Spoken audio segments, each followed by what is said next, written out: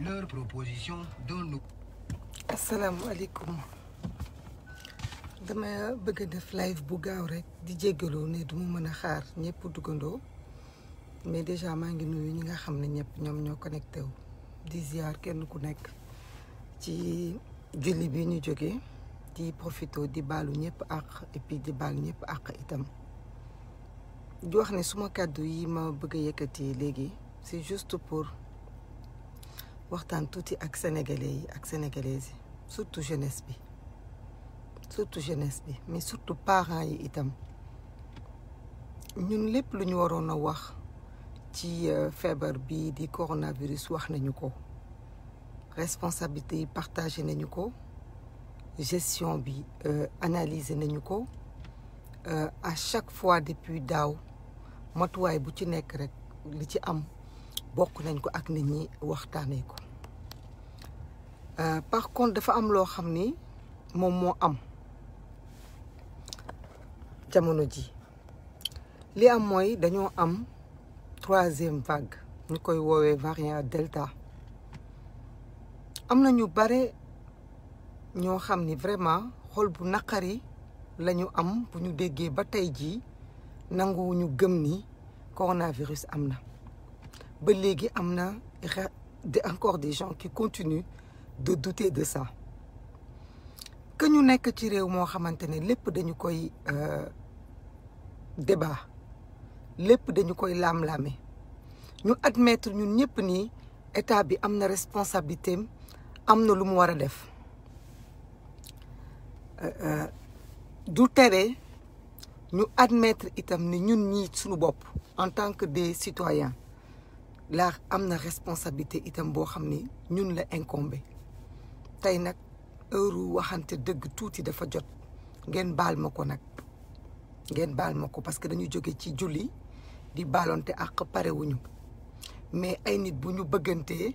dañuy waxante dëgg feebar bi ay la yëwén nguur gi mënoon na ci taxawee neneen waroon na cee defee neneen ni ñu ko jaaralee du yoon waaye tey feebar bi ñëw na mu ngi suñ ay kër mu ngi rey suñ ay mbokk bis bu yàlla sàkk ñu tàgge ñu nit ñun ñu bëgg a toog continuer di def inconscience ba jusqu'à quand ba léegi tu vois plage yi mu ngi fees dell ak ay ndaw ñuy dem à la plage comme si de rien n'était di def ay concert comme si de rien n'était di def ay cérémonie comme si de rien n'était même dëj yi nga xam ne sax ay naqar la ñu ngi ñu koy jaale nit ñaa ngi jóg di ci dem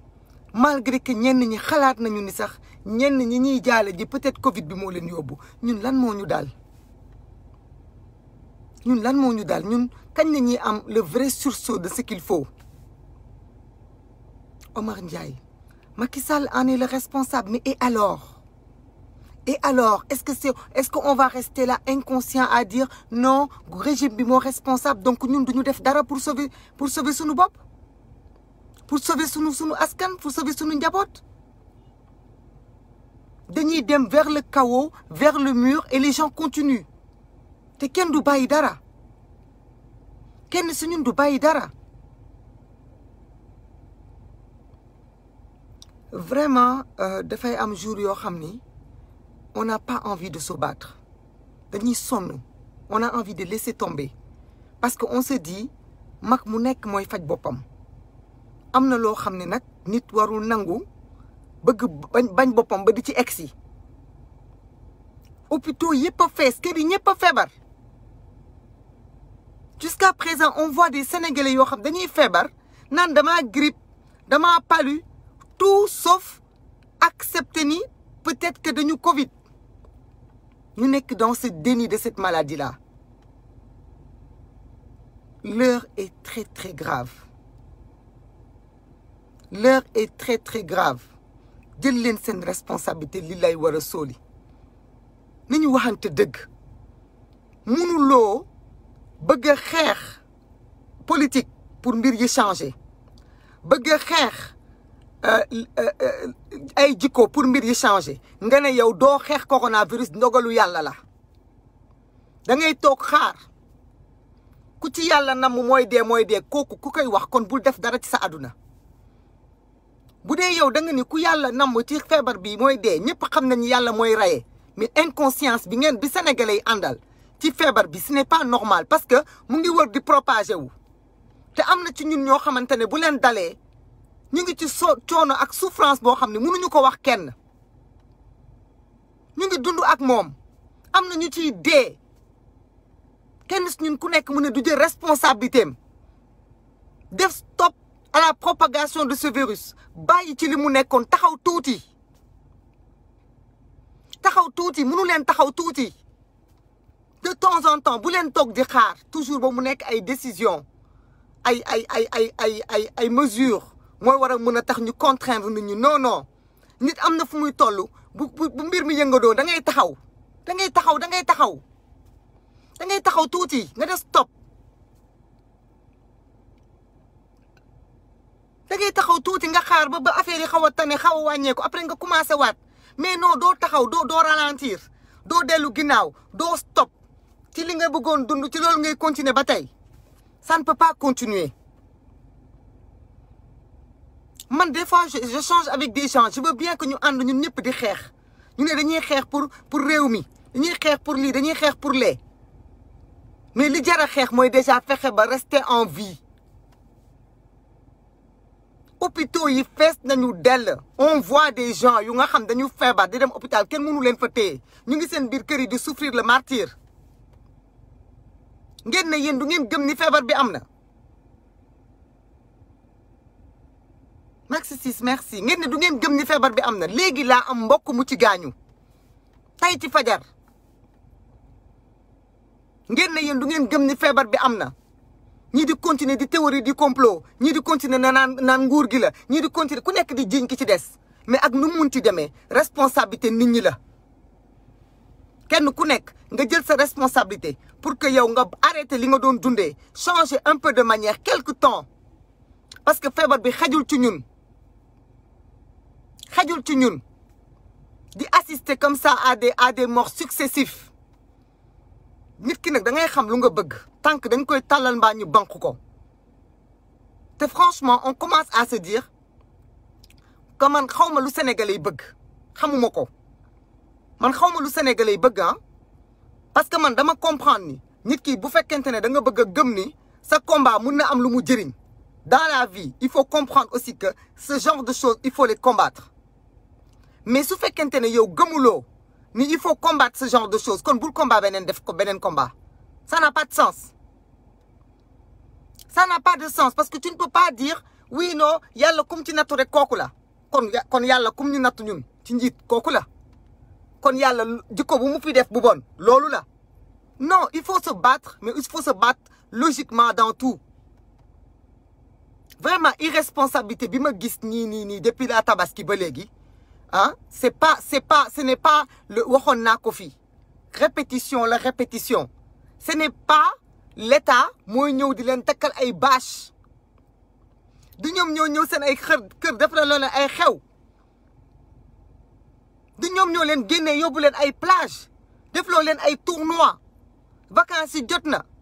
ku nekk bëgg a dellu ci lu ko neex en faisant le déni de cette maladie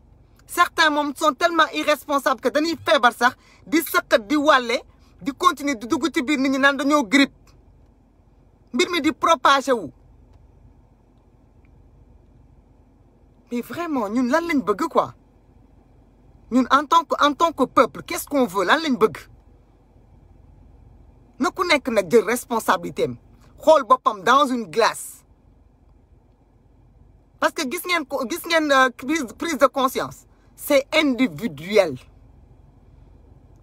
prise de conscience c'est individuel kenn ku nekk yaay xool sa bopp dans un miroir et tu te dis que est-ce que yow tu es conscient ou tu n'es pas conscient loolu moom mooy dëgg tollu nañ foo xamante ne lu waay mën a am ak lu mu mënti demee prise de conscience c'est individuel kenn ku nekk yow yaay jël sa responsabilité parce que vraiment on ne peut pas continuer comme ça on ne peut pas rester dans ce déni-là loolu du wax wax loolu c'est fini wax ci Macky Sall dafay tax feebar bi taxaw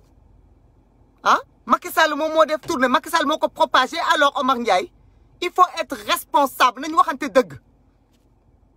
même su fekkente ne autorité publique yi doom Macky Sall wax nañ ko fi semaine dernière def nañu ay actes yoo xam ne ñoom ñoo responsable en premier chef mais léegi feebar bi mu ngi fi chacun de nous doit être responsable tous les citoyens doivent être responsables autant qu'ils sont tegee ne la ay mbiru politique di duut baaraamu tuuma Macky Sall taxul feebar bi dellu ginnaaw lii tax feebar bi dellu ginnaaw mooy kenn su ñun ku nekk mu jël responsabilité am changer sa façon de faire wàññi ay taxawaaloom wàññi ay dugg génnam bàyyi lu nekkul farata nga di ko dox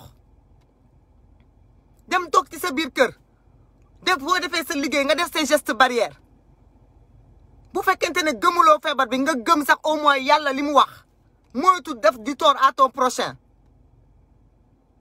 mais ngeen bëgg ko continuer comme ça ba kañ ngeen bëgg ko continuer comme ça chaque jour on nous apprend la mort de nos proches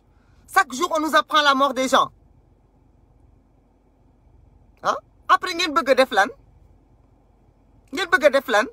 il faut ñu arrêter lii jëmalewul benn réew dëkk benn réew la jëmalewul dëkk mënuñu continuer comme ça dafay metti il faut ñu koy wax waaw dafay metti il faut ñu koy wax parce que nekk fi naan non da nga bañ ku la mere ku la naqari dama ni képp ku toog ba tey nga continuer def ay propagande comme quoi que le Covid n'existe pas tu es irresponsable autant ñi ngay wax ne dañuy propager tu es aussi irresponsable que ñooñu bien sûr Massamba Ndiaye est-ce que ça nous empêche de prendre nos responsabilités que chacun prenne ses responsabilités et qu'on essaie de se sauver de se sortir de cette galère mais non ñu bëgg ko continuer nii rek comme ça quoi après personne sénégalais daal kenn du ko wax dëgg ku nekk daal da ngay del dégg li la neex rek del dégg li la neex loolu moo la arrangé mais jusqu'à quand vraiment il faut que ñu waxante dëgg sénégalais yi bàyyi leen li ngeen di dund sénégalais yi wàññi leen seen ay génn sénégalais yi taxaw leen tuuti feebar bi jàll ñi commencé feebar sonn nañu hôpitaux yi amuñu place les gens sont en train de souffrir dans leur maison taxaw leen tuuti na kenn ku nekk bàyyi tuuti ci li mu yor il faut kenn ku nekk def sacrifice mënu leen continuer di dund comme si de rien n'était état bi nag foofu laa leen di appeler encore leur responsabilité parce que nag ce n'est pas parce que nguur nga def nga ay erreurs dans le passé que da nga war a continuer di dugg ci mur bi d'accord les mesures qui avaient été prises la dernière fois étaient draconiennes c'était des mesures yoo xam ne dafa pousser le peuple à bout ce n'est pas une raison pour ne pas prendre de mesures vous pouvez pas laisser l'État du Sénégal Macky Sall son gouvernement le ministre de l'Intérieur vous pouvez pas laisser les jeunes continuer à aller dans les plages dans les concerts à se rassembler loolu ce n'est pas de l'utilité kenn waxu leen ngeen couvre-feu nit ñi kenn waxu leen ngeen confinement nit ñi dañoo war a dem liggéeyi mais da ngeen a war a yokk les mesures pour que les gens mettent des masques pour que lépp lu nekk rassemblement que ngeen jël des dogal arrêté ko parce que vous êtes l'État ce n'est pas parce que les jeunes sont en furie que l'État doit fuir l'État doit prendre ses responsabilités pour sauver la population c'est ça la vérité on nous dit un État fort où est l'État actuellement fan la État nekk tu vois partout tu vois des cérémonies tu vois partout des plages rassemblées là la plage de Ngor la plage de Zalmadi tu vois même la gendarmerie elle est là les gosses marchent dans la rue sans masque personne ne dit rien bientôt on nous parle de xawma ay combat de lutte ak xawma leneen ak leneen jël leen seen responsabilité parce que de toute façon lu fi mën ni am on prendra l'État comme responsable parce que c'est l'État le premier responsable de ça malgré que les situations les citoyens n'ont pas non plus le devoir de rester de faire des choses yoo xam da leen di mettre en danger en disant l'État mooy responsable État ñëwul jox kenn ci yéen mu lekk bu ngeen deewee État du leen jaale du yor seen ay kër nañ leen waxante dëgg waaye franchement nañ leen waxante dëgg lii dafa mënul continuer ñu mel ne ay xar wala ñu mel ne ay bëy wala ñu mel ne ñun dañoo amul xel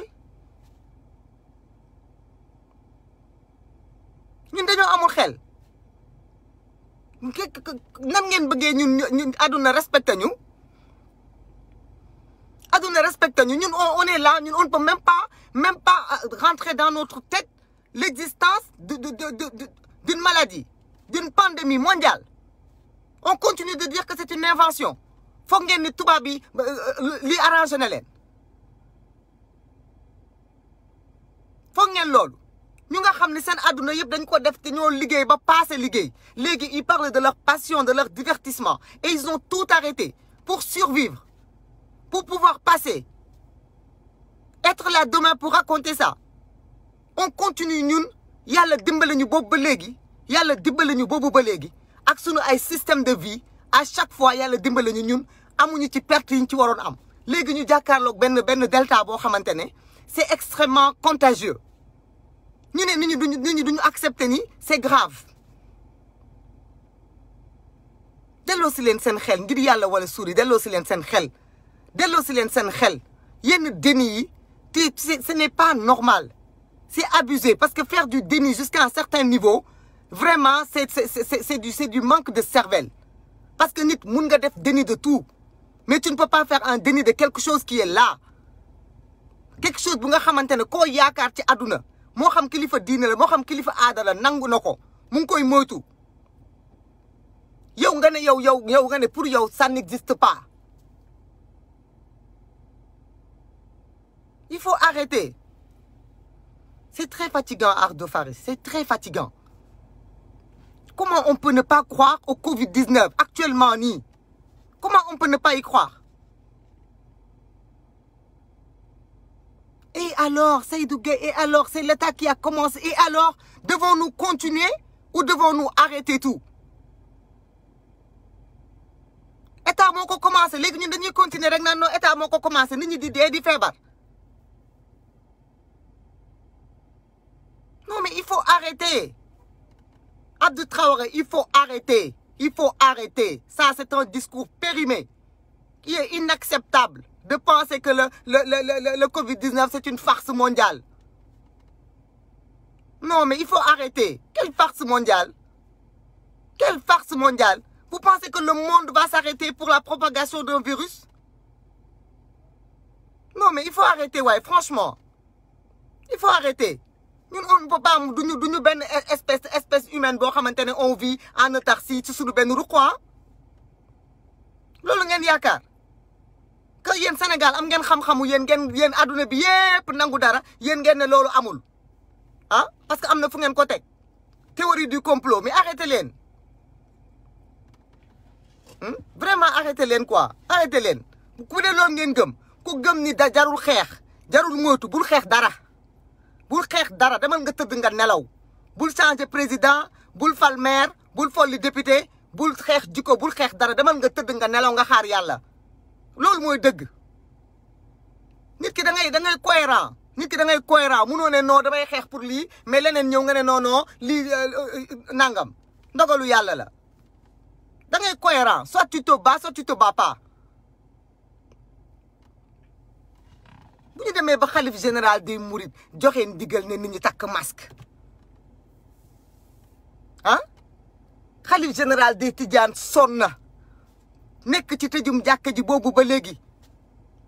yàlla jox ko dëgg nag mu te takk boobu ba léegi mu continuer di def ay ñaan di def li mu gëm ak li mu yaakaar yéen ngeen toog fii naan non feebar bi daal non loolu c'est pour diminuer la population mondiale xawma lan ak lan yow bañ bu dee c'est pour diminuer la population mondiale yow fexeel ba boobu bokk ci ñi ñuy diminuer bokk ci ñi ñuy diminuer c'est de l'inconscience. Maintenant l'État du Sénégal nous vous attendons live bi du gudd parce que xol bu jeex la ñu am ak naqar bis bu yàlla sàkk ñu ñuy tàggee ay nit ñu xam te xam nañu bu baax ne feebar bi moo leen yóbbu te xam nañu ni c'est des choses qui pouvaient être évitées d'accord État du Sénégal président Macky Sall yow la ñuy waxal ak ñi la yilif ay la yéwén ak lu dëkk bi mën a ñàkk liggéey ak lu xale yi nekk en cran ak lu xale yi nekk en désespoir vous avez le pouvoir entre vos mains de protéger le peuple sénégalais et toutes les populations autant qu'elles sont. Il faut prendre des mesures dès demain. Remettre les forces de l'ordre dans la route pour sensibiliser et pour encourager les Sénégalais à mettre des masques sans violence. Interdire toutes sortes de rassemblements, ce n'est pas indispensable. Des concerts qui te balal. Ce n'est pas parce que musique c'est pas important, mais dama ni à l'heure de la survie, amna leneen luñu tal ludul ay mbumbaay ki musique ki concert. Yaa ngi dégg bu ñu demee ba mën a tëj ay juma bisu julli ay nit julli jiwuñu war a mën a tëj ay stade ki ay leneen. Loolu moom mooy dëgg. Président Macky Sall takkal sa fit bi nga jël say responsabilité. Takkal sa fit nga jël sa responsabilité. Bu la sa population ay ndaw yi kese xoqatalee tiital la ba nga mettre en danger toute une des espoirs ay nit ñoo xamante ne xajoon nañ ci seen biir kër yi di dee ndax lan parce que xale yi joxoo leen xëy joxoo leen gontu parce que ragal nga leen. Jëlal sa responsabilité nga jël des décisions qu'on attend d'un chef de l'État. Loolu moom mooy dëgg. Vous êtes le chef d'État. Quel que soit Alpha, nous, quand on n'est pas d'accord, on vous dit on n'est pas d'accord. Quand vous prenez des couvre-feux, on vous dit arrêtez les couvre-feux, c'est pas important, c'est pas bien. Mais les rassemblements, il faut les interdire. Il faut les interdire. Il faut interdire toutes sortes de rassemblements jusqu'à nouvel ordre. Toutes sortes de rassemblements. On n'a pas besoin de confinement. Parce que les Sénégalais, les gens sont fatigués. On n'a pas besoin de couvre-feu. Parce que ça va pousser les gens à se dépêcher de se déplacer la journée. Loolu yëpp dund nañ ko xam nañ ne marché wul. Lii marché mooy interdire tout rassemblement. Ba ci dëj. D'accord? Ba ci dëj interdire tout rassemblement. Loolu moom mooy dëgg. Jusqu'à nouvel ordre. Parce que y a une nouveauté. Il y a le variant Delta qui est ici. Donc vraiment, ça me fait mal au cœur. Je suis désolé bu baax a baax ci kaddu yi ñi mu mën a heurter mais ñu nga xamante ne am nañu responsabilité bu ko partager nañu ko partager ñi nga xamante ne aussi am nañu responsabilité war a taxaw wax dëgg quand il le faut nañu wax ak seen ay njaboot nañu wax ak seen ay ñoñ nañu wax ak seen i militants nañu wax seen ay xarit na ku nekk wax jël responsabilité. Parce que vraiment, l'heure est à ça. Abdou Traoré, moi, c'est pas mon problème que vous quittez la page. Adieu, au revoir. Ça, c'est pas mon problème. Franchement, man waxuma pour lu neex nit ak pour lu naqari nit. D'accord? Loolu laa amoon lu ma ciy wax di profito nag di jéggalu ñëpp. Astou Yoroba maa ngi lay ziar di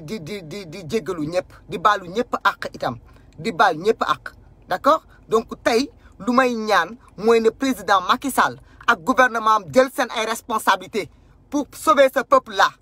Et que ce peuple-là aussi aide à se faire sauver. D'accord? Loolu moom mooy dëgg. Na peuple bi dimbali boppam. Dimbali boppam mooy li ngeen di dox te amul farata. Ngeen arrêté ko. Ngeen toog. Ngeen dal tuuti. Toog leen dal leen. Taxaw leen tuuti. Toog leen dal leen. Taxaw leen tuuti. Feebar baa ngi ci biir kër yi. Taxaw leen tuuti. Ça vous coûte quoi? Lan la leen di wàññi ngeen taxaw tuuti. Lan la leen di wàññi ngeen taxaw benn 1 mois. Lan la leen di wàññi da ngeen di dee. Su ngeen demul plage da ngeen di dee. Su ngeen demul ngénte demu leen xew da ngeen di dee. Lan la leen di wàññi. Bu ngeen demul ci ay xew demu leen ci ay rassemblement lan la leen di wàññi. Pendant un petit moment, on vous a pas dit éternellement, mais un petit moment, taxaw leen tuuti. C'est ça qu'on vous demande, population sénégalaise, taxaw leen tuuti. Taxaw leen tuuti. Am na lu am xamu leen jaaxle nañ duñ ma ne hôpitaux yu fees na taxaw leen tuuti. Taxaw leen tuuti ko ëpp lu am looy def nanga ko taxandil. Taxaw leen tuuti ngeen arrêté tuuti benn un petit moment. Benn petit moment ngeen arrêté ko. Comme ça au moins les gens puissent observer. Hôpitaux yi mën a nooyiwaat médecins yi mën a faj nit ñi ñu mën a comprendre. Taxaw leen tuuti. Vraiment, c'est aussi compliqué que ça. Après, l'État doit prendre des policiers pour nous nekk seen ginnaaw pour di leen obliger ngeen taxaw. Ku nekk ne doo bàyyi dara.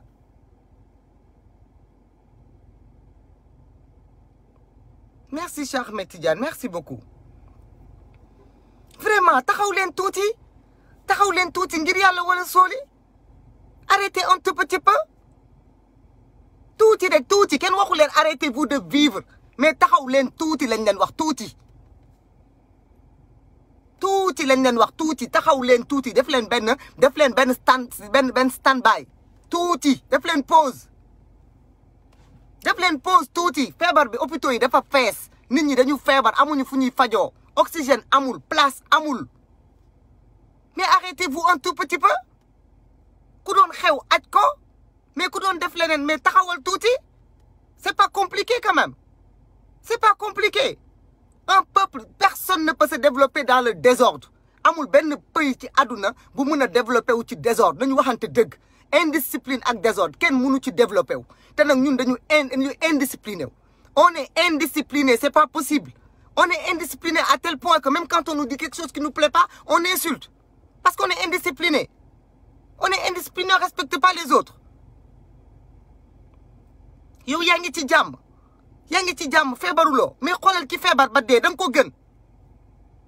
gën ñii di dem dañ leen gën mais respectez les mesures barrières et signatez respectez les mesures barrières prenez vos distances def leen tuuti un petit break pour permettre aux hôpitaux de respirer d'accord pour permettre aux gens vulnérables ñi yorul dara pour ngeen dimbale leen permettre leen ñoom ñu mën a faju c'est extrêmement tendu seen gëm ak seen ñàkk gëm du fi jëlee feebar bi nekk leen nit da ngeen di nite ngeen nekk nit seen gëm ak seen ñàkk gëm mënta dindi feebar bi ci àdduna bi ok lenn ngeen ci munul lu dul taxaw tuuti yu ñàkk solo yi ngeen di dox te du farata ngeen arrêté ko c'est pas compliqué Alexis c'est pas compliqué mais on ne peut pas s'arrêter duñu arrêté tuuti ku nekk ne doo ma bàyyi dara non man damay dem plage damay dem marché damay dem lii di wajji kenn ku nekk di tëli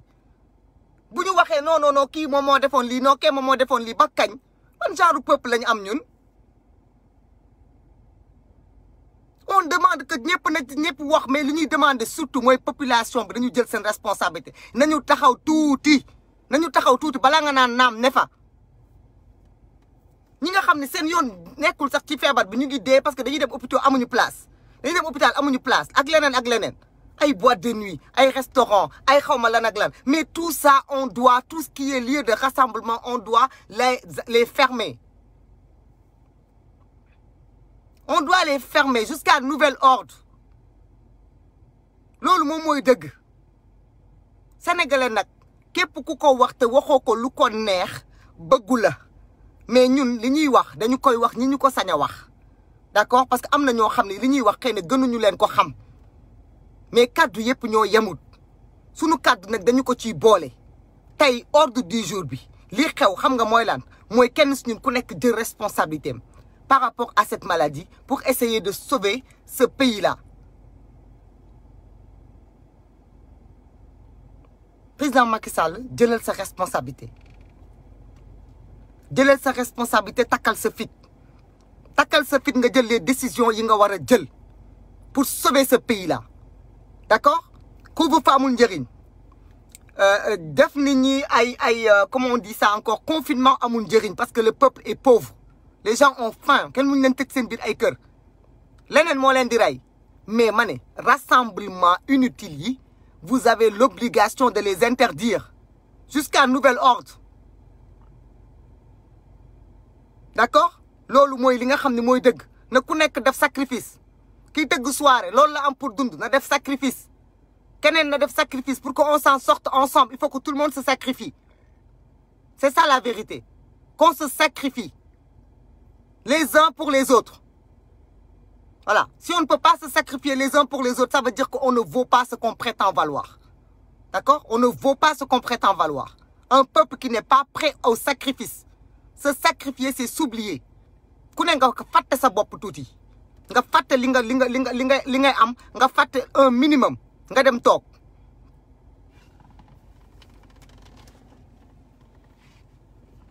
donc vraiment maa ngi jéggalu bu baax a baax di profito di jaal suma ay mbokk yu nga xam ne wàññeeku nañu fi tey ak démb di rappeler itam ni Covid-19 du gàcce du maladie bu nit war a rus parce que nit du ko jox boppam delloo si leen seen xel ku feebar demal nga faju jëlal sa traitement y a pas de honte à avoir le Covid amul fu muy taq nit y a pas de honte à avoir le Covid Covid bi du gàcce Covid bi du gàcce nit du ko jox boppam ku ci feebar jarul ngay tëju sa biir kër di làqatu jarul nga naan dama grippe jarul nga naan dama soj jarul nga naan dama palu demal nga def sa test bu test bi baaxee nga jël sa traitement nga wér ak jàmm loolu moom la ñuy ñaanal ñëpp moom la ñuy ñoon di ñëpp parce que wax dëgg yàlla bu doon suñu sago ku képp koo xamante ne yaa ngi dund Sénégal leneen dina la yóbbu lu dul Covid-19 yàlla nag moo bind dund bënd dee mais lii yàlla jox nañu possibilité nan nañ ciy muccee parce que ñëpp gis nañu ren Makka bi nga xamante ne sax dafa bokk ci pilier de l'islam dañ ko tëj kenn dem fa xanaa loolu war na mën a tax ñu xam ne yàlla pare na ci biir ay waxul kenn gisal dee nga dem di ci dugg vraiment na ku nekk jël responsabilité am ñi feebar delloo si leen seen xel ngeen xam ni feebar di continuer di dugg ci biir nit ñi di dox seen ay soxla comme si de rien n'était yéen a ngi mettre en danger la vie des autres te loolu dafa nekk dangereux te loolu diine bugg ko benn diine bugg ko nit boo feebaree waroo fexe noo wàlle sa morom parce que loolu délit la mun nga wàll nit mu tane wér mun nga wàll nit mu jaar ci ñàkk bakkanam responsabilité boobu dafa fort ci doomu aadama donc kenn ku nekk na nga jël sa responsabilité nga éviter di taxawaalu nga dem liggéeyi wàcc takk sa masque dox yeeg seeti mbokk yeeg yooyu yëpp taxaw leen tuuti arrêté leen ko tuuti le temps qu'on sorte de cette vague là bu ñëpp toogee rek ku nekk bàyyi dara dinañu jaar génn ci vague bi ak jàmm ak salaam te duñ fi nekk chaque jour ñuy tàggee ay nit chaque jour ñuy jooy ay nit ndax ñii di dem xejoon nañu fi d'accord donc vraiment c'est dans le cœur que je le dis ci laa koy ñaan képp ku ma xam ne nit ñi góorgóorlu d'accord ne nit ñi góorgóorlu ñi nga xam ne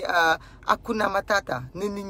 ñi def ay témoignages Sénégal dara safu leen ñu bari ci ñun mais y a encore des gens sensibles y a encore des gens sensibles yu nga xam ne quand on partage je vois beaucoup de gens qui sont généreux maa ngi leen di remercier gis naa ñu bëri ñuy partager suma sœur suma frère suma cousine dafa am Covid dafa décédé faites attention ça c'est des gestes de patriotisme parce que partager pour sensibiliser ak pour sauver des vies y a pas plus noble comme mission donc continuer leen ngeen di def loolu continuer leen ngeen di sensibiliser continuer leen ngeen di partager ndax feebar bi du gàcce ñi ko am wala ñi nga xam ne njortu nañu ci seen yaram ñu sentir loo xam ne normalul nañu làqatu ñu takk seen masque même bu ñu nekkee ci këru famille nañu moytandiku jaxasoo ak nit ñi feebar bi du gàcce nañu jël tuuti recul faju dem def test bi bu test bi kiiwee nga woo képp koo xamoon nga ne ko moytul de def naa test bi man de am naa ko donc yow demal nga def test bi parce que quand on s'y prend tôt on peut guérir sans dommage et intérêt sans beaucoup de dommages donc na ci ku nekk taxaw na ci ku nekk jàpp vraiment jàpp leen ci di ñaan yàlla bientôt qu'on se retrouve dans d'autres combats mais que ce combat là c'est un combat boo xam ne kenn ku nekk ci ñun daf ko war a jël combat boppam quand il faut dire qui a raison qui a tort on le dit qui a tort mais aujourd'hui ce qu'il faut dire c'est que nous autres populations sénégalaises nous devons aujourd'hui prendre notre responsabilité et montrer que ni on peut sortir de ça je sais qu'il y a des gens yoo xam ne am na fu ñu ma teg tuuti am na ñu ma respecté wala am na ñu am ci man cofeel ñooñu lay ñaan bu fekkee ci seen biir am nañu sceptique par rapport à cette maladie nañu ma gëm ñi spécialistes yi ñàkk nañ ci suñ ay mbokk am nañ ci suñ ay mbokk yu feebar bi am na d'accord ñooñu lañ koy wax képp koo xam ne yaa ngi suivre Maimouna tuuti yaa ngi koy déglu am nga benn cofeel bu ndaw ci moom Maimouna bu taxawee wax ak yow ak xol bu jeex xam nga ni dafa gis loo xam ne mënu ci dara nii rek da ko mën a waxee d'accord kon maa ngi leen koy ñaan kenn si yéen ku nekk mu jéem ci def effort di ñaan itam ñeneen ñi nga xamante ne vraiment dañu am lu ñu yëg ci seen yaram ñoom itamit nañu toog mais rassemblement yi état bi na ci jël ay décisions parce que nit ñi duñu mës a jël la responsabilité d'arrêter tant qu'ils ne sont pas contraints et c'est quand même dommage d'accord Gaston xawma mu ne Gaston ak lamb bi loolu ce n'est même pas pensable on n'y pense même pas on attend que l'État interdise ce combat-là aussi simple que ça combat bi l'État du Sénégal a la responsabilité pour montrer la gravité de l'heure c'est d'annuler ce combat du leneen parce que même ñooñu di nekk foofu bu ñu ko naree def huis clos sax nañu ko def de telle sorte que ñi nga xam ne dañuy accompagner mbër yi ñooñu ñëpp nañ def ay tests d'accord nañu def ay tests donc vraiment maa ngi yemale foofu wax bi bépp xeetu rassemblement bu am nañu ko interdire c'est ça qu'on va montrer que l'heure est grave c'est le seul moyen de montrer que l'heure est grave c'est ça c'est de tout interdire voilà ça ce sera un bon message donc maa ngi nuyu ñëpp di leen jéggalu bu baax bu fekkente ne wax ji dëgër na xol bi moom moo fees rek di baal ñëpp àq nag di leen baalu àq merci beaucoup merci